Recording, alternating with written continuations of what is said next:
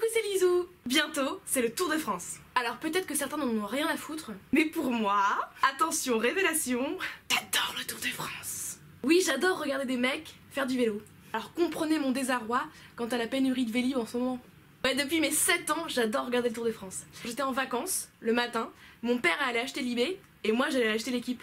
C'est ballot d'aimer autant regarder les gens faire du sport, mais détester faire du sport soi-même. Il y a que ça de bizarre chez moi.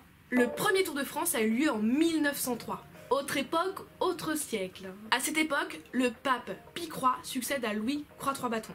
Pierre et Marie Curie obtiennent le prix Nobel de physique. Et en France, c'était la 3e République. Le président s'appelait Émile Loubet et on payait en anciens francs. Ah bah on est loin de la perche à selfie de Pokémon Go. En 1903 donc, pour le premier Tour de France, 59 coureurs prennent le départ du Tour. Et le gagnant, Maurice Garin, Momo, gagne avec 3 heures d'avance sur le second, Lucien Potier. Lulu. Pour comparaison, 86 ans plus tard, en 1989, le gagnant, Greg LeMond, gagne avec 8 secondes d'avance sur le second, Laurent Fignon. D'ailleurs, en parlant de français, le dernier tricolore à avoir gagné le Tour de France, c'était en 1985. Ça fait 33 ans. À titre de comparaison, Eurovision, dernière victoire française, 1977, Roland Garros, 1983. Et en 1985, c'est donc Bernard Hinault qui gagne le Tour de France. C'est un peu le Marie Myriam du cyclisme. Alors oui, certains vont dire ouais, de toute façon ils sont tous dopés dans le cyclisme, dans le Tour de France. Et là je dis non. À tous. Certainement pas le dernier du classement. Ou alors il est très con. Ou alors il a dilué le PO avec trop d'eau.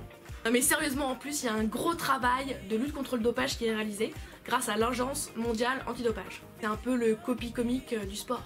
Alors oui, il y a aussi des suspicions sur des moteurs installés sur les vélos. Et là c'est vrai que, par exemple Froome, Christopher Froome, l'un des favoris, bah tu changes une lettre, ça fait vroom. Pas con Lizou, hein. Malgré tout ça, il y a quand même des super raisons de regarder le Tour de France. Déjà bah comme dirait ma grand-mère, on voit des beaux paysages quand même. Et puis il y a du suspense, des chutes, des abandons, des performances, des belles victoires. Et pour les spectateurs au bord de la route, et je l'ai fait, il y a la caravane publicitaire. Oh c'est top. T'attends 3 heures pour avoir du saucisson cochonou et la grande main verte PMU. Et puis surtout on a des super coureurs français. Thibaut Pinot, Romain Bardet, Tony Galopin, Pierre Rolland, Warren Barguil, Arnaud Desmar, Nasser Boigny, Raymond Poulidor, Jackie Durand. Attention, il y a des pièges. Mais cette année, je le sais, je le sens. T'as mal à l'autre bout de la terre quand tu pleures pendant des heures. Lara Fabian sort de ce corps. Cette année, je le pense, un Français va gagner le Tour de France. J'y crois à mort. Je vous le signe, je vous le signe. Et cette année, en 2018, les coureurs partent de Vendée et l'arrivée se fait sur les Champs-Élysées, à Paris. Alors, ils font pas directement Vendée-Paris. Ça sera un petit peu court, hein. Non, ils font un tour de la France. D'où le nom. Ah, c'est pas con, hein. Malin, c'est trop con. Mais comble du comble pour la fan que je suis. Cette année, je ne pourrai pas suivre le Tour de France parce que je joue au Festival d'Avignon. Alors, me spoilez rien. La la la la la, j'entends rien. Je regarderai le résumé de l'étape en replay. Ou alors, je porterai une oreillette sur scène.